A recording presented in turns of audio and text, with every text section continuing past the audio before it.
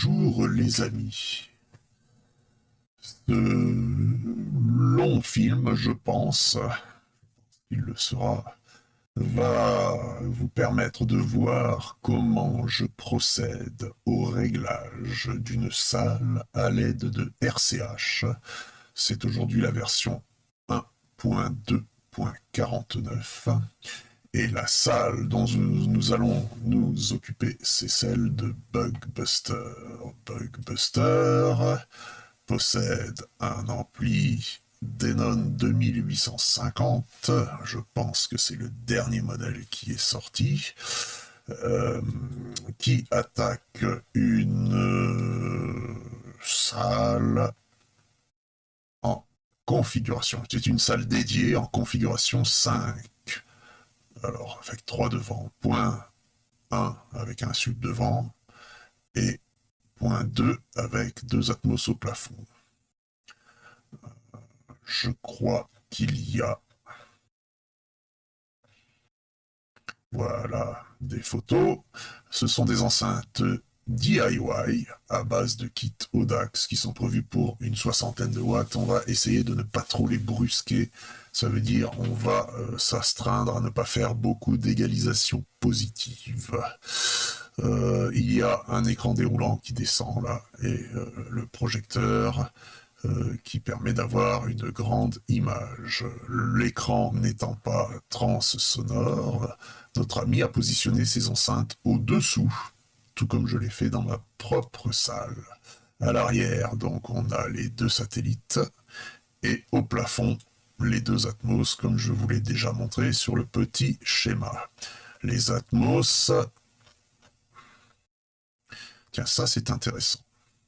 Dans ce nouvelle interface Denon, il y a une petite description de la façon dont les fréquences sont distribuées. Quand mon enceinte est grande, large, 100% des fréquences vont directement dans l'enceinte. Lorsque mon enceinte est small, à ce moment-là, une partie va dans l'enceinte, filtrée par un filtre passe-haut, et un filtre passe-bas accordé envoie le reste dans le sub.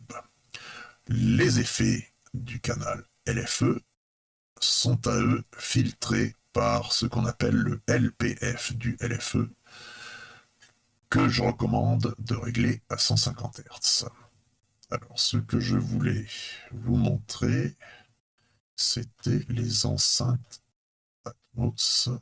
Voilà.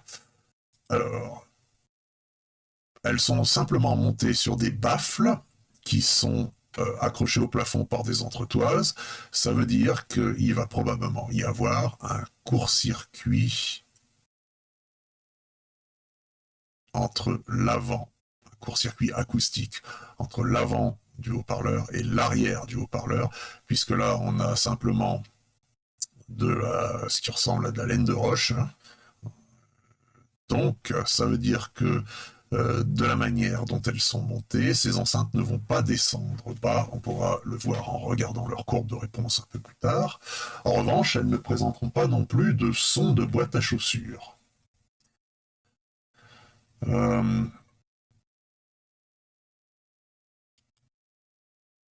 J'ai Room Correction Helper que j'ai démarré en cliquant à partir du fil Room Correction Helper du forum sur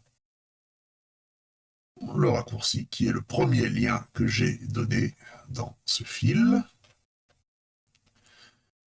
Et donc, mon interface est lancée. Donc, le programme RCH fonctionne en ligne.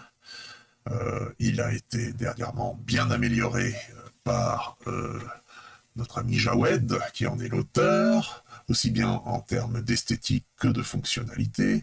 La traduction en français a complètement été repensée pour ceux qui ne pratiquent pas trop l'anglais. L'onglet documentation a complètement été remanié aussi en s'inspirant de l'abondante documentation que j'ai mise, c'est pas là, c'est là, en page 1 du fil RCH.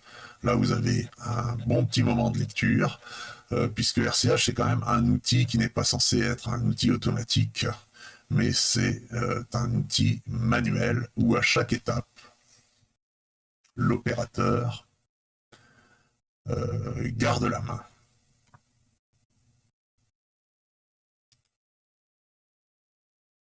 Vous avez un onglet ressources qui vous permet de télécharger tout ce dont vous avez besoin. Souvent, on m'envoie des messages pour me dire mais où je charge ça, où je charge ça. Par exemple, ici, j'ai le programme odd.wtf qui me permet de procéder aux échanges avec le préampli Denon. J'ai le menu helper qui marche en surcouche de odd.wtf et qui permet de s'abstenir de taper des lignes de code. J'ai des wipes si je veux faire des mesures d'enceinte Atmos avec VLC et directement dans Rêve avec un micro calibré comme par exemple l'UMIC 1 dans lequel je suis en train de parler. J'ai des courbes cibles sous forme de fichiers texte. Mais attention, il y a une nouveauté. Si je retourne dans l'appli, j'ai aussi des courbes cibles qui sont disponibles ici, directement en les cliquant. Et elles utiliseront, hop là, elles utiliseront cette fonctionnalité qui n'est pas activée actuellement. Donc, vous avez vu ce que j'ai fait, je le refais doucement. J'ouvre la fenêtre EQ de Rêve. Et donc, il y a deux manières de faire une courbe cible dans Rêve. Soit vous la téléchargez à partir d'un fichier texte. C'est le cas de la Target Bugbuster que j'ai fabriquée selon ses desiderata. Ou alors, vous effacez celle-ci, vous appliquez Add Room Curve, et là, vous pourrez la choisir dans cette petite liste déroulante. Bon.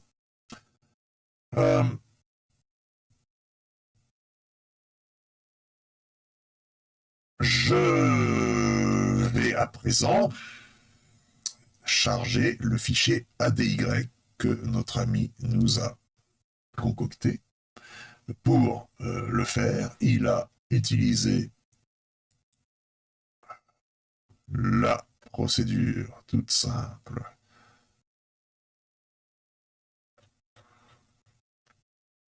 faire des mesures sur plusieurs positions micro.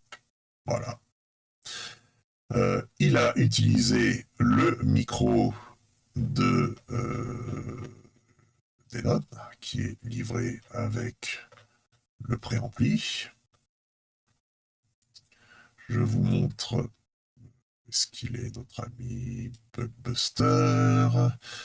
Oui, ça vaut le coup d'œil. Je vais vous le montrer. Attention. Attention les yeux. Ah, c'est la courbe cible. Donc c'est la jaune que je lui ai définie, que j'ai mise en comparaison de la Nicolas V2. Elle a moins d'atténuation dans l'aigu et 1 dB de moins dans le plateau de grave. Voilà, c'est page 32. Donc ça, ces petites enceintes fabriquées maison. Et voilà l'engin donc qui permet de faire des mesures sur 4 positions. On va donc faire 15 mesures la PE ici. On va faire 5 mesures sur le côté gauche, 5 cm plus bas. On va faire 5 mesures sur le côté droit, 5 cm plus haut. Et on va faire 5 mesures en avant et encore 3 cm plus bas, c'est-à-dire on est à 8 cm de la PE. Ce qui nous donne un total de 15 plus 5 plus 5 plus 5 égale 30 fois 8, 240 courbes que nous allons retrouver dans le fichier ADY ici présent. Je vais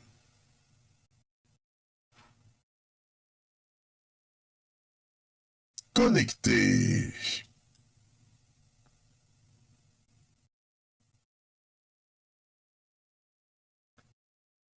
mon interface RTH avec mon logiciel RoomEQ Wizard. Alors, ici, voilà. Dérouler du protocole basique, c'est ce qu'on va faire. Je lance Rêve, je démarre le serveur API, il n'y a plus besoin de le démarrer puisqu'on a vu qu'il démarre tout seul. Maintenant, quand je vais dans Préférences, API, démarrer le serveur API quand Rêve démarre, clic, et vous voyez que en haut, il est écrit Server is running on port 4735 et qu'il a démarré tout seul quand j'ai lancé mon programme Rêve. Je connecte RCH à Rêve. Je glisse-dépose mon fichier ADY dans RCH. Nous allons donc procéder. Ici, j'ai la fenêtre de dépose. Je prends le fichier ADY de notre ami. Il vaut mieux se positionner en SPL et phase. Ça évitera de surcharger Rêve. Et donc, je reprends mon fichier ADY et je le fais glisser là. Voilà. Boum. Alors, apparaît la configuration. Je vois que c'est un AVCX 2850H.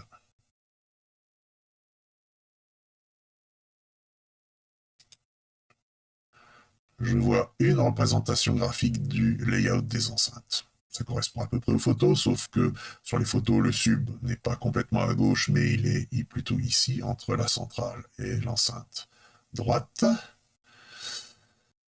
Et que ces enceintes surround sont un peu plus en arrière. Donc là, j'ai un petit compteur qui m'indique où j'en suis. On en est à 110. Et je vais jusqu'à 240, plus la target qui est ici, ce qui nous fera 241 courbes.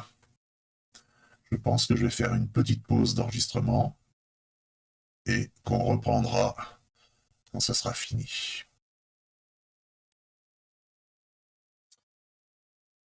Les amis, reprise de la vidéo, et si vous regardez la date en bas à droite de l'écran, vous apercevrez que le temps a défilé. Pourquoi? Parce que nous étions en pleine phase de test d'une nouvelle version de RCH, et quelques petits écueils ont rapidement mis un frein à notre progression. Par ailleurs, j'avais fait une grosse erreur sur la définition de la target de notre ami Bugbuster. Je ne l'avais pas réglé à 0 dB à 1000 Hz, mais je crois que j'avais un décalage de l'ordre de 76 dB. Et le programme RCH n'a pas bien compris ce qui se passait, moi non plus d'ailleurs. Tout est revenu dans l'ordre. Alors le deuxième point, c'est qu'avec 240 courbes, nous pensons avoir eu les yeux plus gros que le ventre. Pour le moment, RCH n'arrive pas à les digérer. Alors qu'ai-je fait? J'ai pris toutes ces courbes, simplement en insérant le fichier ADY de notre ami, voilà son fichier ADY. Je l'ai fait glisser ici sans avoir connecté RCH sur Rêve. Et j'ai fait Download Measurement Zip, ce qui m'a donné un zip contenant toutes les courbes sur les 30 positions de mesure. Courbes que j'ai chargées ensuite dans Rêve, juste en les faisant glisser sur sa fenêtre. Et j'ai passé un bon moment à sélectionner les meilleures courbes. Et donc, sur 30 mesures qui étaient au départ faites à chaque position, je n'en ai gardé que 12. 6 mesures à la PE et 2 mesures sur chacun des 3 autres points du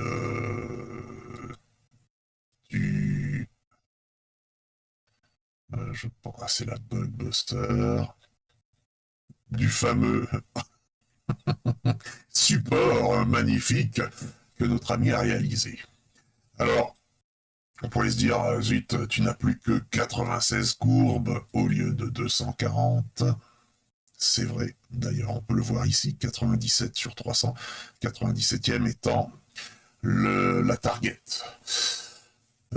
Mais on ne va pas perdre en précision, puisque les courbes qui ne figurent pas dans ces 96 qui ont été sélectionnées, c'était les moins bonnes, entre guillemets. Nous allons donc procéder,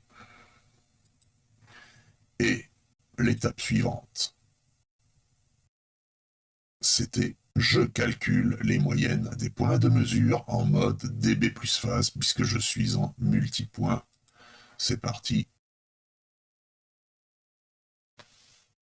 Donc dans la boîte Speaker Tools, dB plus phase, averages. Si je regarde la fenêtre de log, c'est parti pour le calcul. Et vous voyez que à droite, dans Rêve, les courbes disparaissent les unes après les autres au fur et à mesure qu'elles sont prises en compte dans le calcul de la moyenne. À la fin, il ne restera qu'une seule courbe pour chaque enceinte qui s'appellera AVG, comme average. Voilà, le sub est fait. Ça, ce sont les Atmos. Et voilà. Donc, il me reste ma target, CFL-FR, SLA-SRA, le sub et les deux Atmos. Les moyennes étant faites,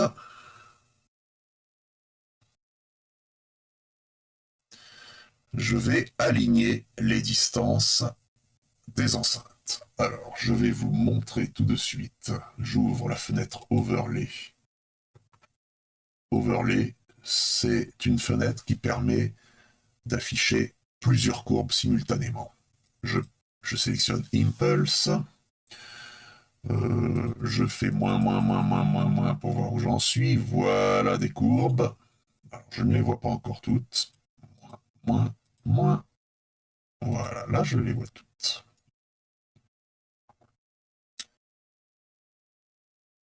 Alors, on voit une très longue impulsion. C'est celle du sub. Pourquoi est-elle très longue par rapport aux impulsions des enceintes satellites? Parce que le sub est très limité en fréquence et que donc la pente maximale de son impulsion ne peut excéder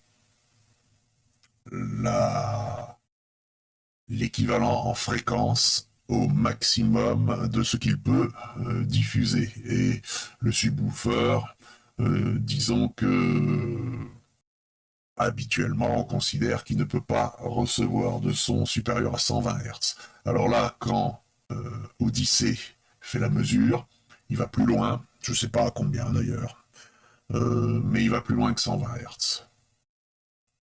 Cependant, ensuite, c'est la réponse du sub lui-même qui va brider les hautes fréquences sur cette impulsion. Pour ce qui est des autres enceintes, alors je vais essayer de trouver, voilà, ici j'ai ma FL. La FL, c'est souvent celle qu'on utilise comme référence temporelle. On retrouve la même forme, mais beaucoup plus resserrée. Avec une pré-impulsion que j'ai sur mon sub et une impulsion positive à 100%. Alors, je vois que pour le moment, mes enceintes ne sont pas alignées temporellement. Donc l'idée, ça va être de superposer tout ça. Pour ce faire, je vais retourner dans mon appli Rêve, dans mon appli RCH, pardon, Et dans Speaker Tools, je vais faire Time Align. Boum. Vous avez vu que alors, tout a disparu. Elles sont par là, je pense. Les voilà. Tout a été regroupé. Donc, je positionne mon curseur là où il y a le tas et je fais plus pour zoomer. Quand vous utilisez ces petits boutons plus et moins pour zoomer, ça zoome à l'endroit où est le curseur. Donc si votre curseur, je vous le mettez là et vous faites plus, vous n'allez pas voir vos impulsions, vous allez voir la zone autour de l'endroit où était le curseur. Alors, c'est pas mal, mais ce n'est pas parfait. On ne va pas en faire un fromage, puisque si je fais CTRL, clic droit, je vois que mes impulsions sont séparées au maximum de 90 microsecondes, soit 2,7 cm. Je rappelle que le réglage de distance sur les préamplis Odyssey Marantz, le bon minimum, c'est 3 cm. Donc là, je suis déjà dans le bon minimum. Mais, comme nous sommes un peu perfectionnistes, nous allons décider d'améliorer cet alignement temporel et de comprendre un peu pourquoi on n'est pas tout à fait comme on aurait pu le penser avec toutes les impulsions empilées les unes sur les autres. Clic droit, Clear Sélection, je reprends ma FL, donc je vais regarder ma FR, elle est parfaitement alignée, ma centrale, ça ne va pas. Qu'est-ce qui s'est passé? Il s'est passé que du fait des réflexions dans la pièce et autres phénomènes acoustiques, le 100% de la courbe est sur le négatif du pic. L'appli s'est donc trompée pour aligner mon enceinte centrale. Pour m'en convaincre, je regarde l'allure générale. Je vois que j'ai une préimpulsion suivie de mon impulsion à 100%, et ensuite ça redescend en dessous de 0. Je retrouve bien ça ici, préimpulsion, impulsion. Alors elle n'est pas à 100%, c'est ce qui a provoqué l'erreur du système automatique, et ensuite je redescends. Il faut donc que je retarde mon enceinte centrale. Je fais un petit clic droit sur cette enceinte, offset t égale 0, je clique sur Fine Adjustment. Alors, je pourrais bouger avec la souris directement là, mais... Attendez, j'essaye de le faire. Ah, bah, elle veut pas. Pourquoi elle ne veut pas, mes mères? Ah voilà, j'étais pas bien cliqué. Voilà, c'est un enfer. On n'a pas assez de précision. Donc, ce que je fais, je clique pour rendre le petit bouton bleu et j'utilise les flèches de mon clavier. Et là, je viens parfaitement aligner mon impulsion d'enceinte centrale. Je continue avec la SLA. La SLA, même chose. Même chose. La préimpulsion tape à 100, alors qu'elle devrait être moins importante. Et du coup, le réglage automatique s'est trompé. Pardon, j'ai oublié de faire Apply and Close. Apply and Close, c'était pour la F, pour la centrale. Maintenant, clic droit sur celle-ci, offset t égale 0. Donc là, je vois bien que c'est SLA qui est réglé. Je rends mon petit bouton bleu et c'est parti.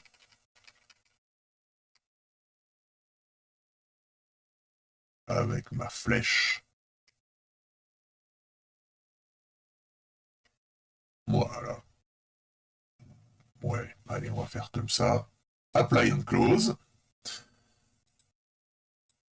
La SRA, ah bah tiens, je vois qu'elle aussi, elle est un peu décalée, et pour la même raison que la SLA, c'est-à-dire que la préimpulsion est allée taper à 100%. Je fais donc clic droit sur la SRA offset t égale 0.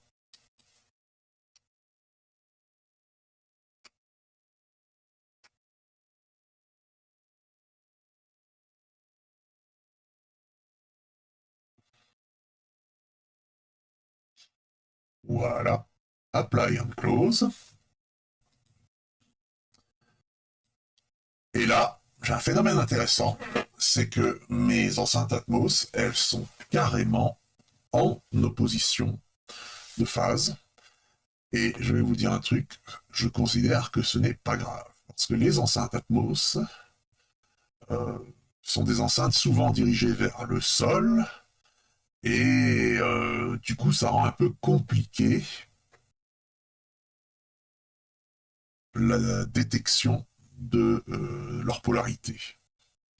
Bon, moi je fais confiance au câblage de notre ami Bugbuster.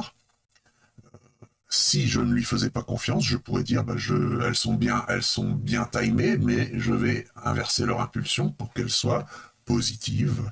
Et donc dans mon appli RCH, si je vais tout en bas dans le tableau des paramètres, je vois mes TML, TMR ici, je peux très bien faire comme ça et comme ça. Mais je ne vais pas le faire.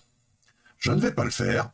Je vais attendre plus tard, et c'est qu'à la toute fin que je jouerai sur les polarités.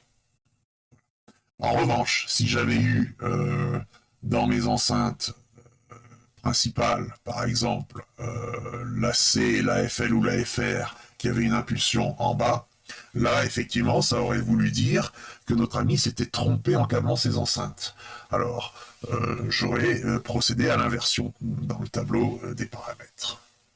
Mais là, je ne vais pas le faire. Bon, maintenant, tout est à l'heure. Alors, le sub, on s'en occupe pas. Le sub, ça viendra plus tard, puisque le sub,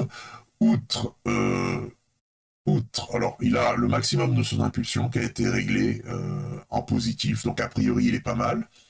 Mais on le réglera une fois qu'on fera l'addition entre les enceintes et le sub, pour que non seulement on tienne compte de sa polarité, mais surtout qu'on tienne compte de sa phase audio à la fréquence de croisement avec les enceintes. Donc là, toutes mes enceintes sont à l'heure. Je ferme mon overlay et je passe à la suite. Alors, j'aligne les niveaux des enceintes. Très bien, c'est parti. J'aligne les niveaux des enceintes. C'est ici. Alors, vous allez voir qu'il va se passer des choses ici. Pour aligner les niveaux, il va y avoir du lissage qui va être effectué sur chacune des courbes. Hop, c'est parti. Vous voyez, ça lisse. Et ensuite, ça délisse. Alors, au passage, voilà. Donc maintenant, allez, on va mettre ça en plein écran. Voilà. Alors là, mes enceintes ont été alignées les unes par rapport aux autres. Pour le moment, c'est quand même pas mal brouillon tout ça.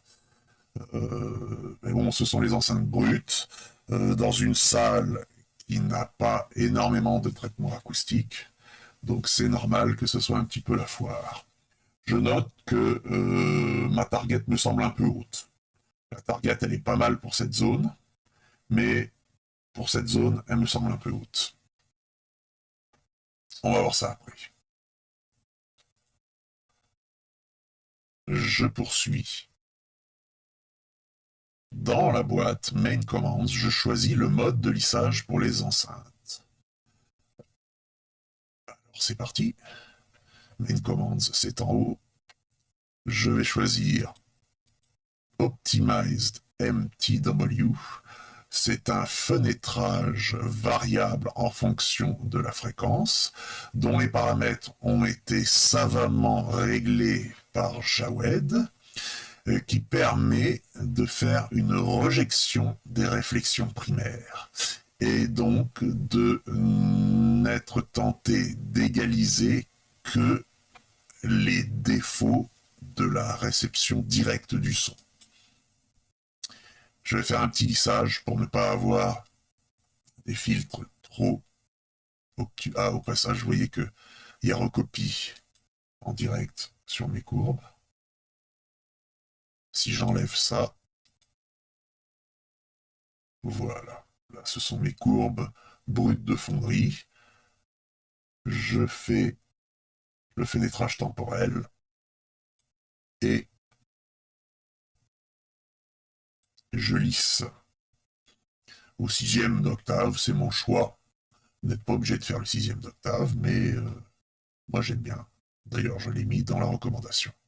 Dans la boîte Speaker Tools, je règle individual max boost et overall max boost. Alors, ça, c'est pour le filtrage. 3 et 3, c'est pas mal. On pourrait aller plus loin, mais comme on a vu que notre ami Bugbuster a des petites enceintes qui peuvent encaisser une 60aine de watts, on ne va pas trop forcer de manière à ne pas brutaliser ces enceintes. J'ajuste les fréquences que je souhaite égaliser. Donc là, c'est de 20 à 16 000. Bon, sur les enceintes, et je sais pas, 45, puis allez, on va pousser jusqu'à 20 000. On verra ce que ça donne. Je vous rappelle que cet outil n'est pas un outil automatique. C'est vous qui gardez la main à tout moment. Donc, si je m'aperçois que 20 000, ça correspond pas trop à quelque chose de raisonnable, il sera toujours temps de revenir en arrière un peu plus tard. Ah, au passage, je ne vous ai pas parlé de ça. Delete all original measurements. Avant de faire les moyennes, j'avais coché ce bouton radio. C'est pour ça qu'ici, je n'ai plus que mes courbes moyennes. Si j'avais coché Keep Everything, j'aurais gardé mes 96 courbes d'origine et j'aurais eu les courbes average qui auraient été ajoutées en fin de liste. Delete all but position 1, c'est pour ceux qui veulent refaire des mesures de vérification derrière. Alors pas des mesures, des vérifications graphiques. Ça garde les mesures de la PE, puisque la position 1, je rappelle, quand vous faites un calibrage, que ce soit Odyssey ou n'importe quel autre système, la première mesure, c'est toujours la mesure la plus importante, c'est celle qui sert à définir les distances et les gains, et donc il faut surtout pas la rater, celle-là. Si jamais, pendant que vous faites la première mesure, il y a un petit bruit, le chat qui rentre, la clim qui se met en marche, la chaudière, un frigo, que sais-je, vous arrêtez tout et vous recommencez vos mesures depuis le départ. Ça vous fera pas perdre beaucoup de temps puisque c'est la première mesure et ça vous permettra d'avoir un résultat bien plus concluant. Donc j'ai réglé ça de 45 à 20 000 Hz, pourquoi pas. Ouais, j'ai mis 10 à 20 000. Dans Rev All SPL, je regarde la position de la target par rapport aux courbes FL, CFR. Donc, clic droit, Clear Sélection. On va se le mettre en grand. La target, j'aime bien quand on la voit bien. Donc, clic droit, colour. Je mets, non, pas celui-là, jaune, pétant. Voilà. Donc ça, c'est ce que je vous disais tout à l'heure. Ici, on serait pas mal. Mais là, alors ça, pas d'affolement, Bugbuster. C'est simplement le dossier du Pohang. J'ai la même chez moi. Donc ce creux autour de 600-700 Hz, on ne va pas le prendre en compte. C'est la réflexion du son sur le dossier, sur l'appui-tête du Pohang qui provoque ce trou dans la réponse. Alors moi, ce que je vois ici, c'est que comme j'ai une courbe cible avec une faible atténuation de l'aigu, je m'aperçois que là, alors du fait du fenêtrage, je suis un peu en dessous. Donc qu'est-ce que je vais faire? Ma target, par le réglage automatique de niveau, quand j'ai fait aligne SPL, ma target a été positionnée à 77,5 dB. Ça me paraît beaucoup.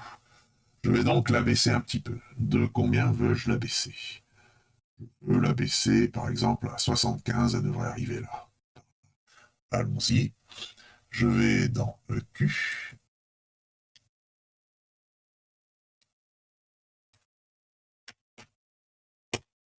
« 75.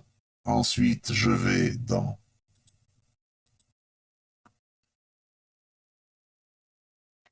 je rafraîchis ma target dans RCH.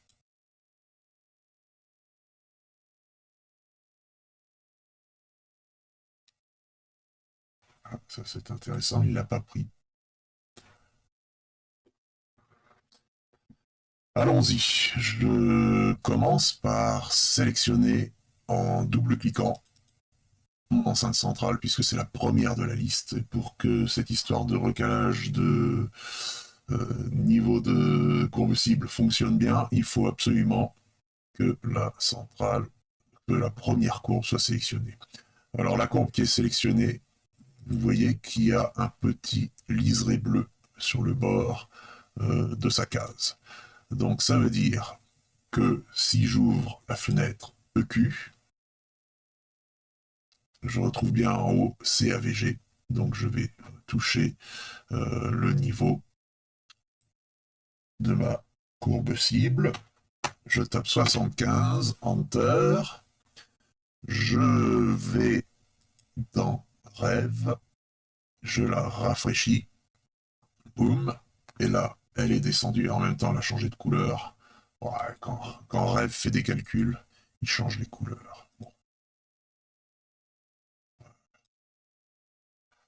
Alors, est-ce que c'est mieux? Est-ce que c'est suffisant? Je vois que ma centrale, elle est encore pas mal en dessous, là. Je vais peut-être encore baisser d'un dB.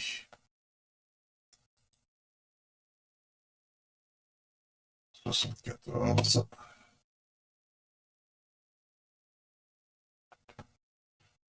Rafraîchissement. Tac. Ouais, c'est un petit peu énervant, ces changements de couleur.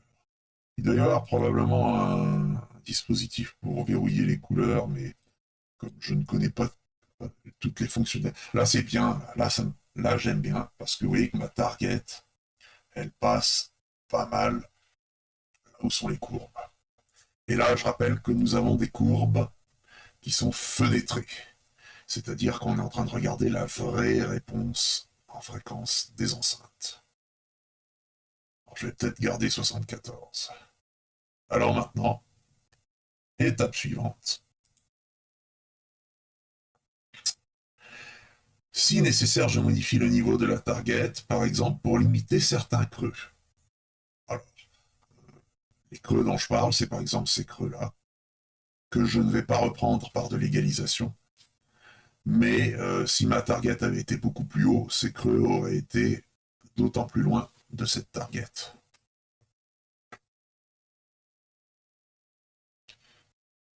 Rafraîchir dans RCH. Bon, j'ai oublié de marquer qu'il fallait sélectionner la première courbe, je vais peut-être l'ajouter dans une petite mise à jour. Dans la boîte Main Commands, je clique Settings et je choisis le mode RCH. Très important, ce sont des nouvelles fonctionnalités que Jawed a développées récemment. Donc, dans Main Commands, Settings, je peux régler l'adresse du serveur API. Bon, ça, on s'en fiche. Autant garder 4735 qui est la valeur par défaut. Inhibit Graph Updates, ça, il vaut mieux toujours le cocher. Ça évite que ça rend sucre quand Rêve fait des calculs.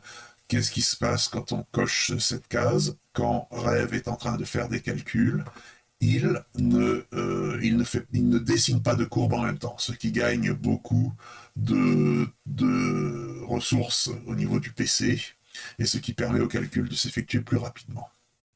Maintenant, égalisation mode. Alors c'est là qu'est la grande nouveauté. Soit vous utilisez le système d'égalisation automatique de Rêve que vous trouvez ici, soit vous êtes entreprenant et vous voulez bénéficier du nouveau système développé par Jawed. Vous cochez sur RCH et ici, vous allez avoir les réglages. Alors, par rapport aux réglages par défaut, alors je vais vous faire prochainement un petit article pour décrire tous ces réglages. Je vais ajouter refinement. Alors j'aimerais bien ajouter VaryQ above 200 Hz, ce qui nous permettrait d'avoir des filtres avec des Q plus petits, c'est-à-dire le Q c'est le facteur de qualité qui détermine l'étroitesse du filtre. Et quand on est dans la zone médium aiguë, il vaut mieux avoir des filtres avec une faible une forte étroitesse, c'est-à-dire des filtres larges qui ne font pas des corrections trop violentes, qui pourraient s'entendre en augmentant fortement la distorsion. Par contre, quand on est dans le grave, typiquement dans la zone du sub, on peut se permettre des corrections violentes, puisque là, on joue contre la salle, en fait. Euh, voilà. En plus de ça, les subs ont souvent des gros amplis qui ne sont pas trop gênés par des filtres un peu serrés. Donc là, on coche pas, il faudrait cocher, mais on coche pas, sinon ça va faire planter. La flatness, donc ça c'est la recherche de linéarité de la réponse une fois corrigée. Je vais mettre plutôt 0,5. Le nombre de filtres, 20, ça me paraît beaucoup. On va mettre 15. Bon voilà, on va laisser ça comme ça.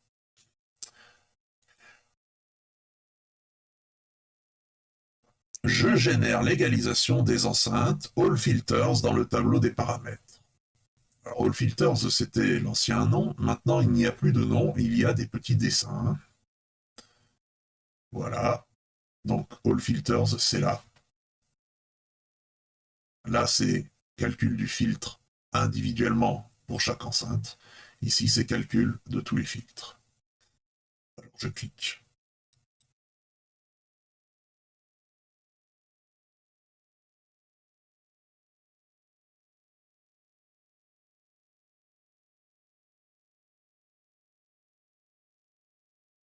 Filters generated successfully. Alors, je peux aller voir ce qui a été fait. Donc, par exemple, sur ma centrale, j'ouvre ma fenêtre EQ.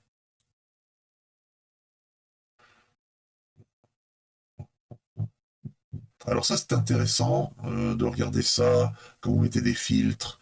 En général, si vous compensez une bosse ou un creux qui sont vraiment générés par des réflexions dans la pièce, etc., vous allez voir que ça va améliorer le waterfall, naturellement. Mais nous, on va surtout regarder quel travail de filtrage a été effectué. Alors, on va un petit peu nettoyer tout ça. Vous avez en bleu la courbe avant.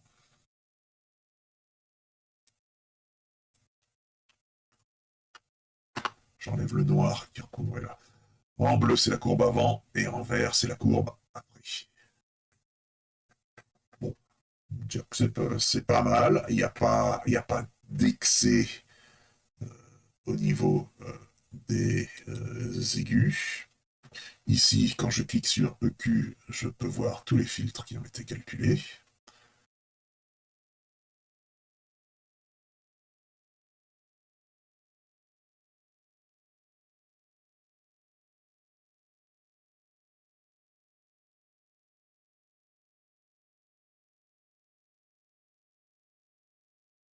Il a mis un plus 3 dB à 11 000 Hz.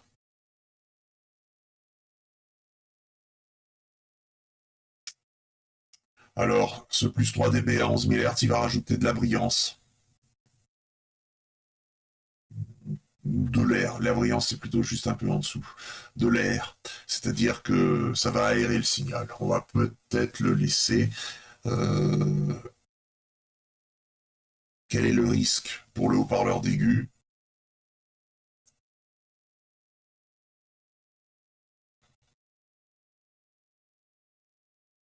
On va regarder ce qu'il a fait sur les autres enceintes. Hop. La FL. Ah, c'est intéressant. La FL, il a plutôt coupé l'aigu. 6000 Hz. Et voyons la FR. En même temps, je ne sais pas si ce sont les mêmes haut-parleurs, mais sur les photos de notre ami Buckbuster, on voit que Ça, c'est toujours sur ces photos de... Hop, je pense que c'est page 31.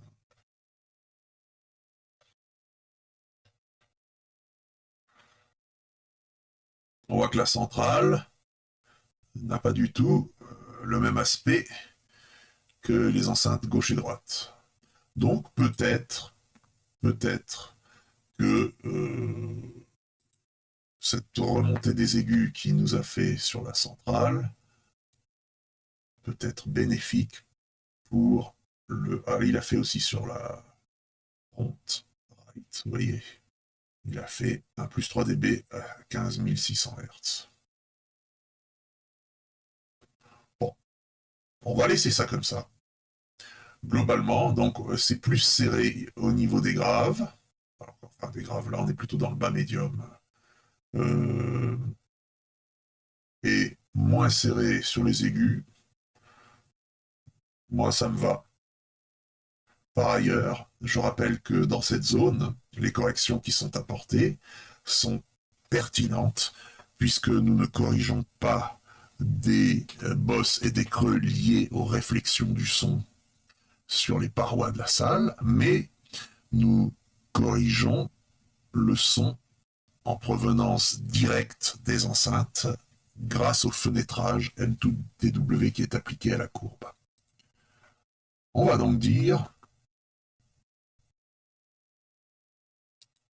que ça nous va. Et on va passer à l'étape suivante.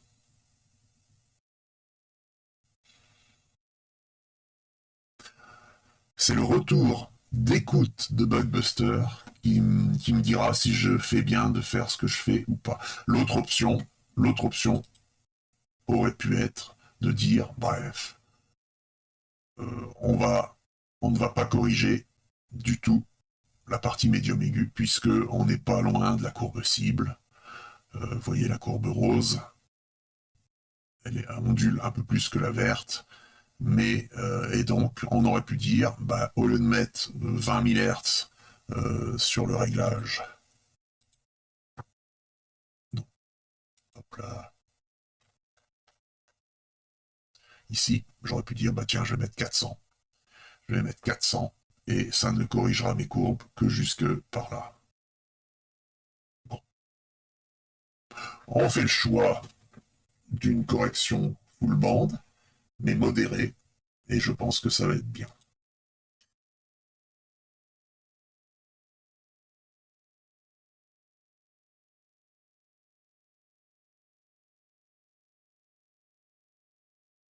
Alors maintenant, on va s'occuper du sub. Je choisis le mode de lissage pour le sub dans Main Commands. Dr Rotule recommande None. Donc je retourne dans Main Commands. Où est-ce que c'est? Et là, je vais sélectionner None et None.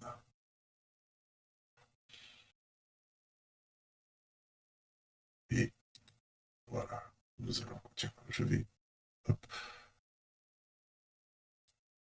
Je me suis fait deux mémoires, là. Une 8 24 000 et une 8 400. Quand je regarde le sub, quand je regarde le bass management, je mets 8 400. Ça permet de bien mieux voir ce qui se passe. Donc c'est fait. Je génère... Non. J'ajuste la fréquence mini que je souhaite égaliser dans le sub. Bon, le sub, on voit que il passe la courbe cible à 23 Hz. Donc,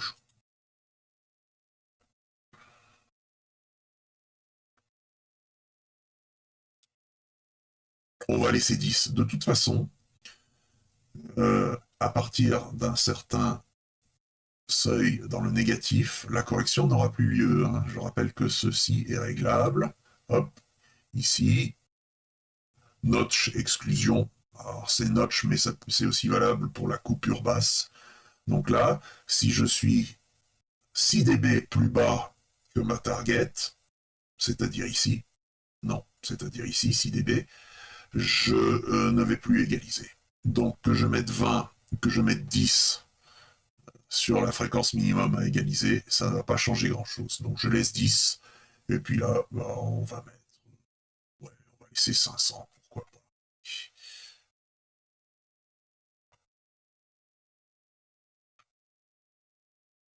Je règle individual max boost et overall max boost. 4, 3, c'est pas mal. Ok, le sub de notre ami n'est pas monstrueux. Si vous avez un sub avec un ampli de plus de 1000 watts, vous pouvez vous permettre des corrections individuelles importantes. C'est là que ça se passe.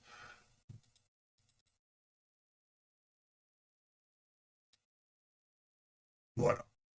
4 et 3, je vais me conformer.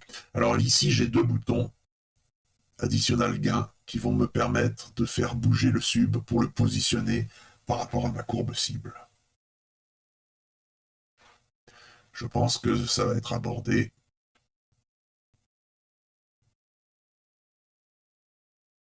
J'additionne les subs quand il y en a plusieurs. Align sub.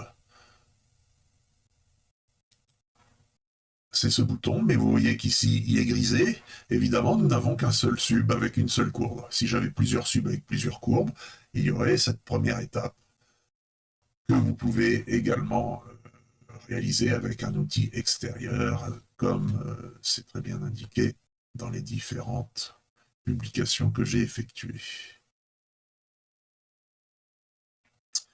Dans Rêve All SPL, je regarde la courbe cible et la courbe LFE max sum.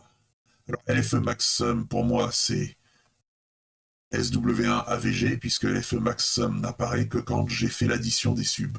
Mais là, je ne fais pas d'addition de subs. Et je repositionne ma courbe par rapport à la target avec les boutons plus et moins. Alors ici, je ne vais pas le faire. Bon, peut-être si je vais le descendre un peu. Alors, je fais moins. Hop. Pourquoi je le descends? Parce que je vais essayer de superposer cette zone avec ma target. Ça, c'est une annulation probablement modale, on n'y touche pas. Ça, évidemment, c'est une annulation modale, on n'y touche pas. Ça aussi, tout ce qui est en positif, on va l'aplatir avec un gros marteau une fois qu'on aura lancé la procédure d'égalisation. Alors, est-ce que je fais plutôt ça? Qu'est-ce qui m'incite à baisser? Là, j'ai baissé d'1 dB. J'ai cliqué 2 fois sur moins 0,5. Ce qui m'incite à baisser, c'est la hauteur des pics. Il faut que je regarde de combien je vais couper le pic.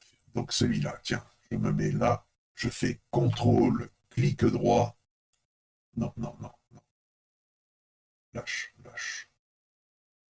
CTRL, clic droit. Pourquoi je n'y arrive pas? Que se passe-t-il? CTRL, clic droit. Ah, voilà. Et je vois que j'ai quand même 14 dB et demi à atténuer. C'est beaucoup. C'est beaucoup.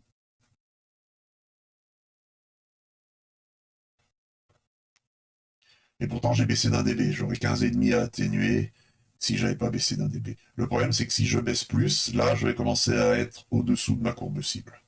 Donc, on va dire que je vais en rester là. Hop. J'ai donc cliqué 2 fois sur moins et j'ai descendu de 2 fois 0,5 dB ma courbe de réponse brute de mon sub de manière à ce qu'elle s'accorde le mieux possible avec ma courbe cible. Je clique sur Égalise sub et je clique sur Preview sub. C'est parti. Égalise sub. Preview sub. Eh bien, écoutez, les amis, c'est pas mal du tout. Je ne sais pas ce que vous en pensez, mais... Ah, il a mis du positif, là. C'est normal, on est à moins de 6 dB de creux. Ouais.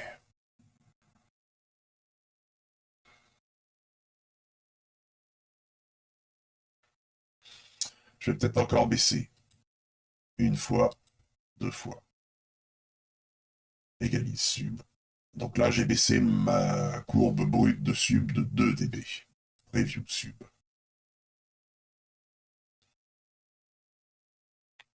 Et tu vois, j'ai une amorce de petit creux ici.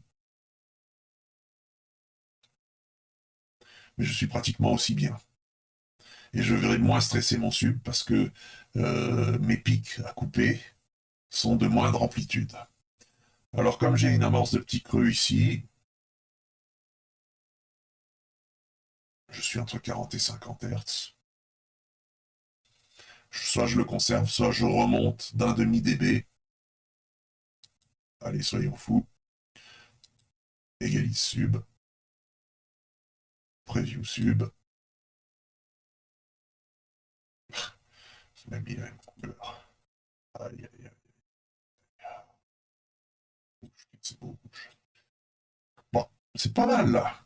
Allez, est-ce qu'on garde celui-là? Oui, allez, gardons celui-là. Donc au final, j'ai baissé de 1,5 dB ma courbe sub par rapport à ma target. Je vous rappelle que j'avais baissé ma target de l'ordre de 2 dB par rapport à sa position de départ. Donc ça veut dire que par rapport à la position de départ des réglages automatiques de niveau qui avaient été faits par Align SPL ici, j'ai un peu monté le sub d'un demi dB. On reste dans le raisonnable. Et on va donc passer à la suite.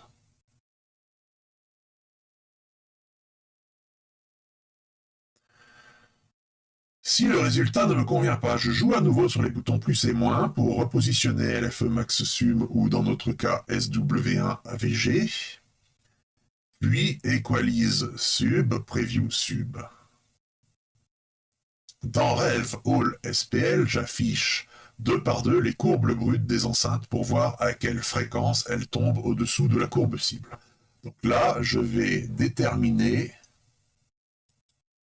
où je vais faire mes coupures de crossover. Alors, tiens, c'est marrant ça. Je peux choisir, ça s'applique à tout. Donc, si par exemple je mets large, ah oui, toutes mes enceintes sont larges. D'accord. Il a mis 80 par défaut, notre ami Jawed, c'est une bonne pratique. Mais on va quand même regarder ça de plus près. Donc j'enlève mes histoires de sub dont je n'ai plus besoin et j'affiche. Mais, alors, j'ai dit 2 par 2, mais en fait, pour les frontales, il vaut mieux peut-être faire les 3 à la même fréquence. Encore que ça se discute. Quoi qu'il en soit, qu'est-ce que je vois? Je vois que c'est ma FR qui coupe le plus haut et elle croise ma courbe cible environ à 80 dB. Bon, qu'on va garder pour LCR, coupure à 80 dB. À 80 dB. À 80 Hz, pardon, excusez-moi. Donc, ça c'est fait. Alors, vous verrez que si je change la FL, ça change automatiquement la FR pour aller avec. Il y a une sorte de garde-fou. Et j'ai la possibilité de faire un réglage différent pour ma centrale. Je vais quand même garder 80 pour les 3 enceintes, comme on a dit, et je vais passer aux enceintes surround. Tac. Je les allume, et je vois que celle qui coupe le plus haut, c'est la SLA, et qu'elle a même une annulation modale à 80. Donc, je pense qu'il est raisonnable, mais vous me direz, si vous êtes d'accord avec moi, de choisir 90. Regardez, à 90, mes 2 enceintes. Alors là, c'est les enceintes brutes, hein, avant correction. Mais la correction, ça va juste aplatir sur la courbe cible. Mes 2 enceintes se comportent plutôt bien à 90. Je vais donc régler 90 Hz pour mes enceintes SLA, SRA. 90 Hz avec report automatique. Ensuite, les Atmos. Alors les Atmos, souvenez-vous, on avait dit que, je ne sais pas si c'est là, oui, elles n'ont pas de caisse fermée. Donc il y a une possibilité de court-circuit acoustique entre l'avant du haut-parleur et l'arrière du haut-parleur, ce qui fait que ça va couper assez haut. En revanche, un des avantages de ce système, c'est que vous n'aurez pas de bruit de boîte, entre guillemets. C'est pour ça que certains constructeurs ésotériques fabriquent des enceintes qui n'ont pas de caisse pour charger ces haut-parleurs de grave à l'arrière. Je suis totalement contre cette pratique, mais enfin, il faut reconnaître un avantage, c'est que vous n'aurez jamais un son de boîte avec ces enceintes, vous aurez le son du haut-parleur. Tout est jaune. Alors qu'est-ce qui se passe là? Vous voyez, même carrément passé, voilà. Vous voyez que ça commence à chuter vachement haut, hein, les amis. Alors, on peut essayer, peut-être, ici, vers 250 Hz. On n'est pas trop loin de la courbe cible. Donc, je vais choisir 250 Hz pour... Oh, si c'est possible. Oui, c'est possible. 250 Hz pour mes enceintes Atmos.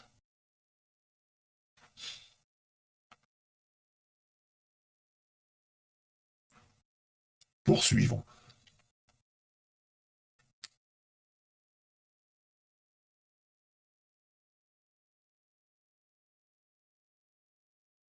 Je ne sais plus où j'en étais. J'en étais là. Je les entre dans le tableau de paramètres, mes fréquences de coupure.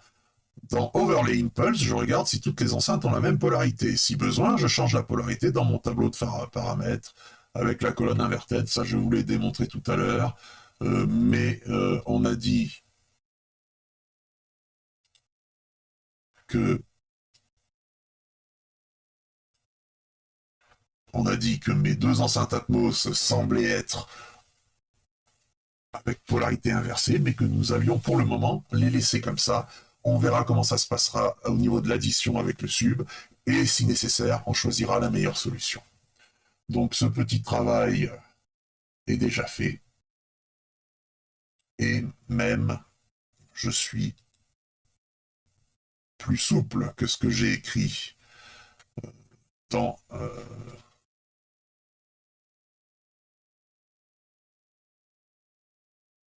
le petit déroulé.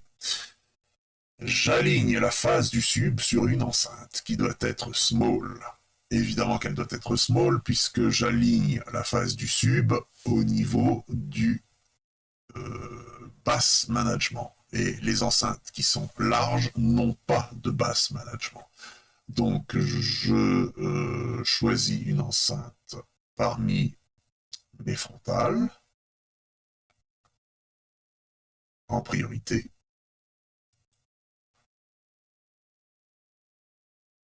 Clear sélection. Je vais prendre la FL. Et éviter de prendre la C, puisque la C, comme elle est au centre de la pièce, elle est frappée par des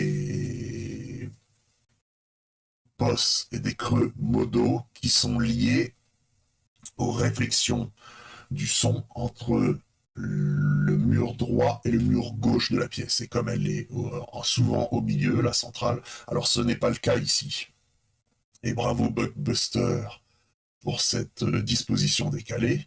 La centrale, souvent, elle a une réponse dans le graphe qui est un peu très spéciale et que c'est pas forcément une bonne idée de l'utiliser pour l'addition avec le sub. Donc on va partir en priorité sur FL et FR pour cette addition. Donc là, je suis sur la FL, je vais dans RCH, je vais dans Tuning, Subwoofer, Alignement, je choisis la FL, et je lui dis de chercher à aligner le sub et la FL.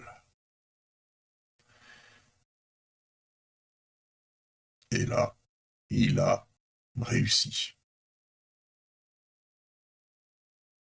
Ça c'est marrant parce qu'il est ici, ah oui c'est parce que, ok.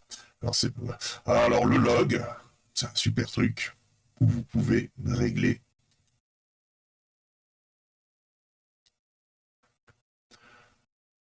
la granularité de l'information. Si vous voulez voir le détail de ce qui se passe dans la machine, bon, par défaut c'est info, c'est pas mal info. Donc là, il a réussi, il a réglé le sub, il a une distance de 9,05 m. Le sub, comme je vous le disais au début, il, en général, est toujours en retard quand vous faites un calibrage automatique Odyssey. Et donc, il faut systématiquement l'avancer. C'est lié au fait que des fois, il a un DSP qui consomme du temps, mais également au fait qu'il a une bande passante relativement basse, coupée aux alentours de 150-200 Hz, et que donc il met beaucoup plus de temps à démarrer. J'essaye d'avoir un vocabulaire vulgarisateur à ce niveau-là. Et donc, c'est lui qu'il faut essayer de faire partir le plus tôt possible pour aligner temporellement son impulsion avec celle des enceintes. Et pour qu'une enceinte parte plus tôt, il faut que sa distance soit plus grande.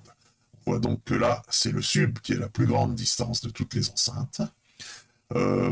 Je suis en dessous du warning. Alors, ce que Jawed appelle le warning, c'est quand la distance arrive à 6 mètres de l'enceinte la plus proche. L'enceinte la plus proche, c'est la TMR, ici, Atmos. Elle est à 3,72 m. Ça me paraît beaucoup, d'ailleurs. Bizarrement, enfin, pourquoi pas. Et vous voyez que la distance warning, c'est 9,72 m, c'est-à-dire 6 mètres de plus, puisque dans le mode automatique de Odyssey, on ne peut pas avoir une distance supérieure entre deux enceintes à 6 mètres.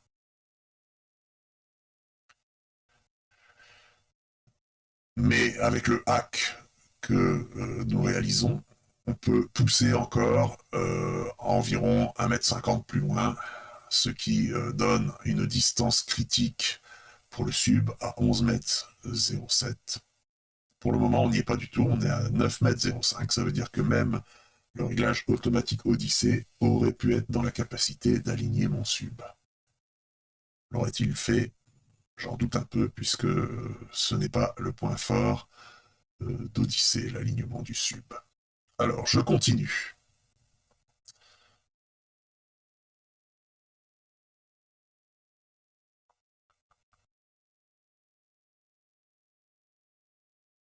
Une fois que le sub est phasé avec succès sur une enceinte, je clique sur le bouton Required Shift. Alors ça, Required Shift, c'est une fonctionnalité qui va regarder l'erreur de phase en degrés. Je fais des trucs bizarres avec mon mulot là, c'est parce que j'ai la fenêtre de mon enregistreur qui me bloque l'accès au centre en haut de l'écran. Donc,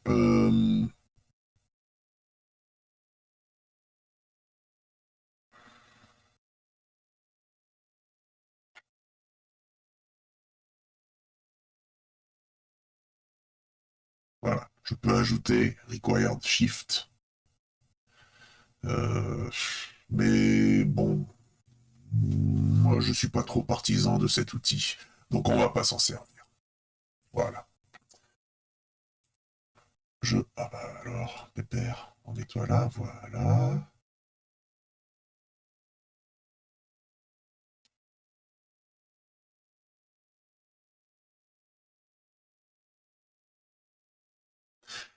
Les inversions se font uniquement par trio ou pair, ça je vous l'ai déjà dit. Si ce n'est pas le cas, il y a une erreur dans le câblage physique. Donc effectivement, mais ça on en a déjà parlé quand on a regardé les overlays et les impulses. Si jamais vous avez la surround left et la surround right qui ont des impulses opposés, ça veut dire qu'il y en a une qui est branchée à l'envers. Et malgré ce qu'on pense, ça arrive assez souvent.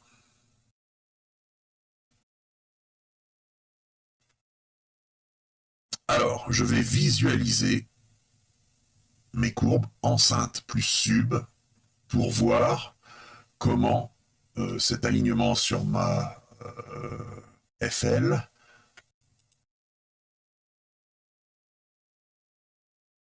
alors là je peux pas les voir, c'est caché à droite. Hop. Preview. Alors là c'est pareil, preview individuel, preview de toutes les enceintes plus sub. C'est parti.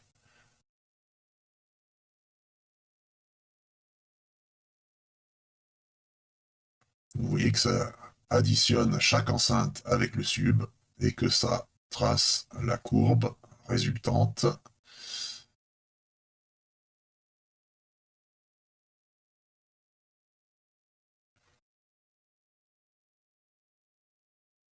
Voilà, success. Donc là, je vais enlever ma FL brute et voilà mes alignements. Ce que je vais faire, je vais vérifier maintenant. Alors, je ne sais pas si je l'ai écrit dans le petit... Je visualise. Je vérifie le raccord de chaque enceinte avec le sub. Éventuellement, je change la polarité, puis je retrace le preview de l'enceinte. C'est parfait. Ce petit déroulé de protocole basique est vraiment très bien fait, dit-il. Donc, clear sélection, je remets ma target, je prends mon enceinte centrale, je sais que ma centrale, elle coupe à 80 Hz, et à 80 Hz, je suis plutôt au-dessus de ma courbe cible, ça veut dire que l'addition n'est pas destructive. Donc on va dire que ça marche. La FL, pareil, à 80 Hz, je suis au-dessus de ma courbe cible, ça veut dire que l'addition n'est pas destructive. Et pour la FR, je suis un peu en dessous, mais ça, c'est parce que je crois que la FR, elle a à 80 Hz. Attendez, voilà. La FR, elle a une vieille annulation modale, là, qui provoque ce petit creux avec l'addition, mais on va dire que le résultat me convient parfaitement.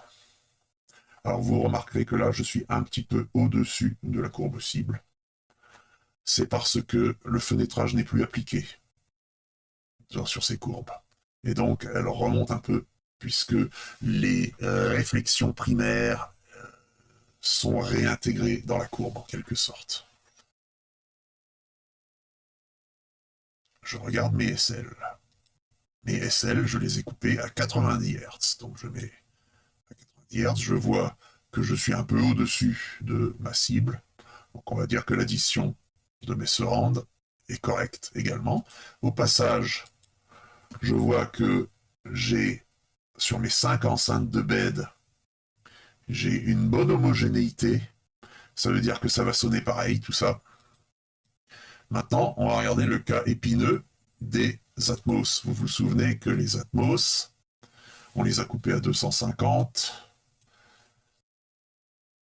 Alors,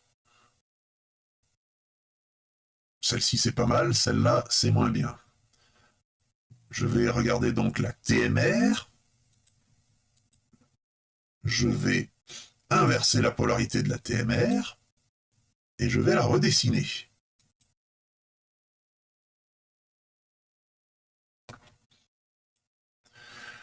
Donc là, alors j'enlève la TML. Voilà.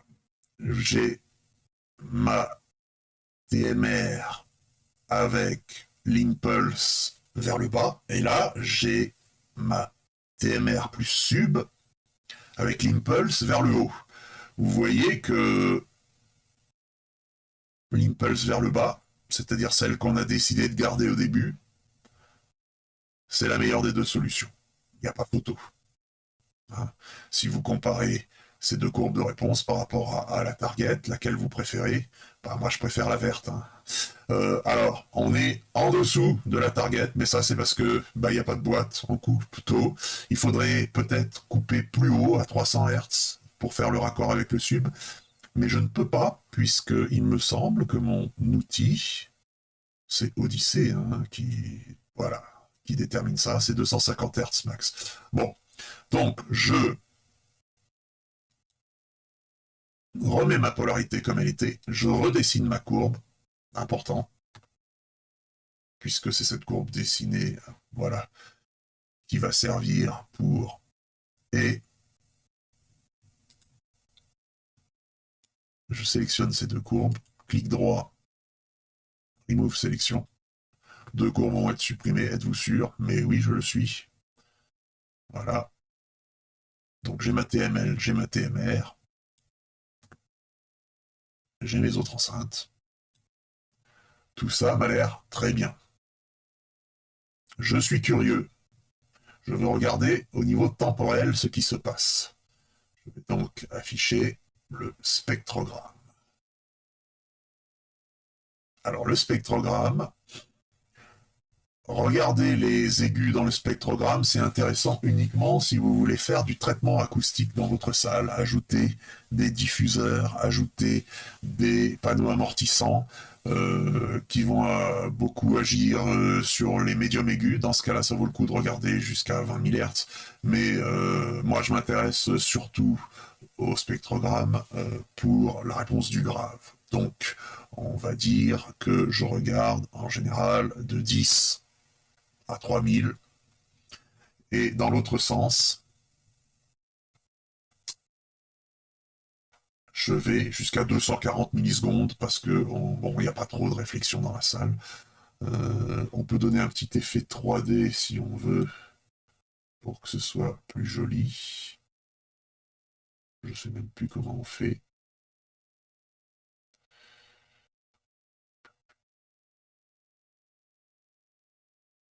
Apparence settings. Voilà. Comme un petit coucher de soleil. Et qui vient s'ajouter sur ma courbe. Alors, bon, ça, ce sont mes courbes brutes avant correction. Vous voyez que la centrale est toujours plus perturbée que les FL, FR. C'est parce qu'elle est au milieu de la pièce, je vous l'ai expliqué, elle est exposée aux imperfections modales liées aux réflexions entre le mur droit et le mur gauche. Et aussi souvent, la centrale, elle est sous l'écran, quand on n'a pas une toile transsonore. Et donc, elle a aussi une réflexion primaire sur le sol qui peut être importante s'il n'y a pas de tapis ou autre chose amortissante. Donc, regardons un peu les courbes que nous avons égalisées. Alors, voilà le sub brut et voilà le sub après correction. Vous voyez que au niveau temporel, ici, j'avais un pic à 10 millisecondes. Une fois mon sub égalisé, c'est beaucoup, beaucoup plus propre. Alors, il y a toujours une sorte d'arrondi comme ça. Hein. Alors, moi, je considère ça comme un truc normal.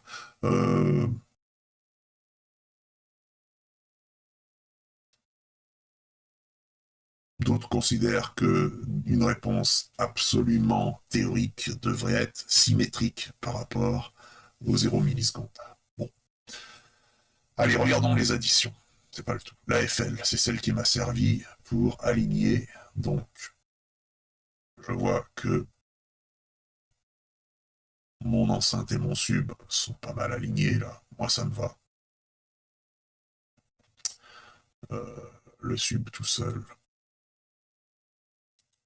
L'enceinte plus le sub tout seul. L'enceinte plus le sub. Ouais, c'est pas mal. Voyons la FR. FR, c'est pas mal non plus. Hein. Alors, je rappelle que la coupure, elle se fait ici, à 80 Hz.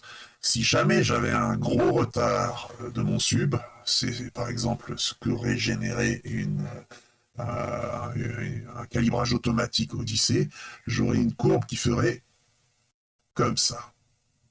Le pavé rouge orangé du sub serait décalé vers la droite car il aurait beaucoup de retard. Là, je l'ai bien réaligné. Moi, je trouve que c'est pas mal du tout. Est-ce que vous voulez qu'on essaye de le décaler encore vers la gauche alors, 80 Hz, il faudrait que je change de période, et une période à 80 Hz, c'est 12 millisecondes. Donc il faudrait que je le décale de 12 millisecondes, et 12 millisecondes, est-ce possible? je, euh, je...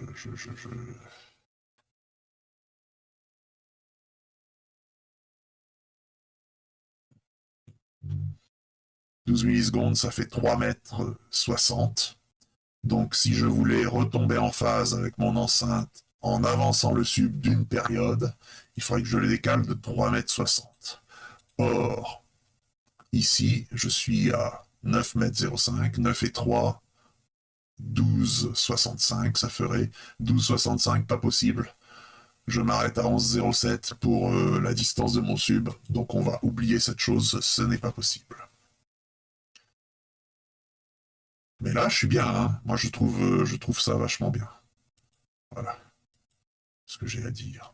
Et c'est là. Donc c'est les surrounds. Ah, c'est nickel ça aussi. Moi je dis que là, celles-ci, elles sont coupées à 90 Hz. On voit qu'à 90 Hz, j'ai une belle continuité entre la réponse temporelle de mon enceinte et la réponse temporelle de mon sub. Voilà, SRA. Pareil pour la SRA. La SRA, elle est un petit peu plus olé olé hein, dans cette zone-là. Ça, on pourrait faire un petit traitement acoustique dans la pièce qui pourrait gérer ce genre de choses. Parce qu'à chaque fois que vous voyez une petite crête, ça veut dire que c'est un rebond sur des murs qui propage le son avec un retard. Et voyons les fameuses Atmos, dont je rappelle que l'impulse est inversé.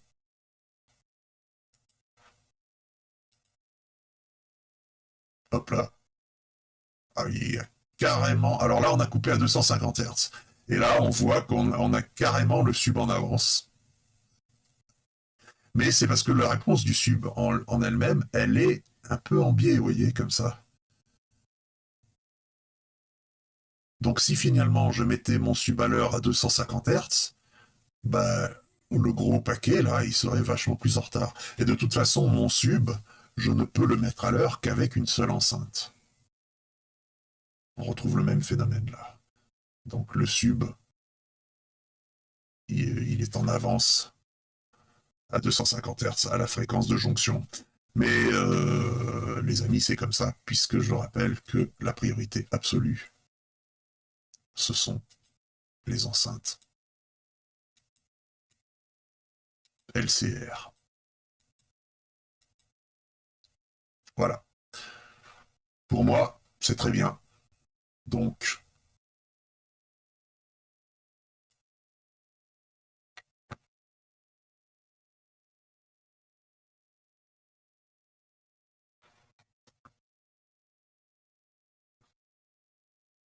je vais passer à la suite.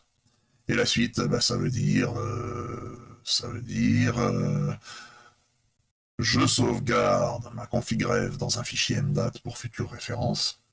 Ça, c'est ce qui permet de se souvenir de ce qu'on a fait. J'ajuste mes paramètres de finalisation. Ça, c'est important, ne pas les oublier. Donc, mon LFE, je le mets en mode LFE et non pas LFE plus main. Mon LPF du LFE, je le mets à 150 Hz, c'est la recommandation du docteur Rotule. Je désactive les bidules dynamiques. Je sélectionne ODD.WTF puisque je n'ai pas de DSP Cirrus Logic. Si je regarde dans AVR, Cirrus Logic DSP, faux. Mais en même temps, cet AVR 2850, comme c'est le dernier sorti, j'ai vu un petit message dans le log tout à l'heure, au tout début de log, où il disait « Oh là, qu'est-ce que c'est que ce modèle que je ne connais pas ?» Voilà, un autre modèle, il est trop récent. Alors, on va dire qu'il n'a pas de processeur Cirrus Logic, et nous allons donc créer un fichier OCA pour ODD WTF.